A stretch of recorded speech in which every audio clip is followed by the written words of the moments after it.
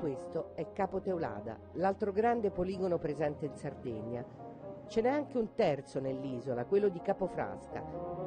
In totale sono 35.000 gli ettari occupati nell'isola dalle servitù militari e durante le esercitazioni viene interdetto alla navigazione uno specchio di mare di oltre 20.000 chilometri quadrati, grande come la Sardegna. Qui, a Teulada, continuano ad esercitarsi sia le forze armate italiane che quelle della NATO. Qui, nel raggio di miglia e miglia, è vietata la pesca e la navigazione. Troppo pericoloso, troppi ordigni sul fondale. Secondo un rapporto del CNR del 2005, la bonifica del tratto di mare attorno a Capo Teulada è addirittura impossibile, costerebbe troppo. Quest'estate abbiamo incontrato il sindaco Gianni Alboi al porticciolo turistico di Teulada. 2 mesi fa Alboi è deceduto. Si è battuto fino all'ultimo perché il comune tornasse proprietario di parte del territorio del poligono.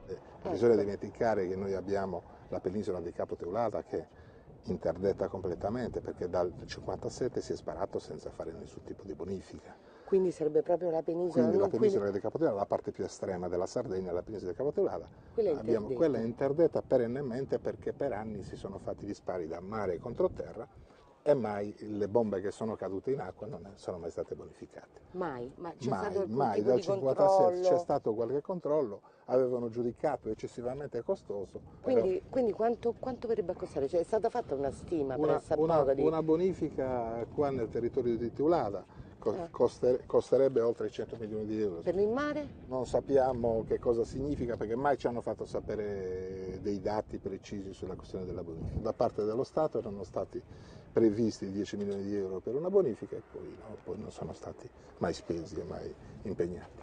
C'è un'altra cosa che chiediamo con insistenza, è la questione sanitaria, la preoccupazione che ogni tanto si parla di uranio impoverito, si parla di altri ordigni che possono causare dei danni. Siamo anche in qualche modo preoccupati che non ci possa essere qualche cosa di strano, per quello chiediamo che ci sia un controllo costante dal punto di vista sanitario. Si è visto qualcosa in tutto questo? No, non si è visto ancora nulla. Gianni Alboi è morto di tumore.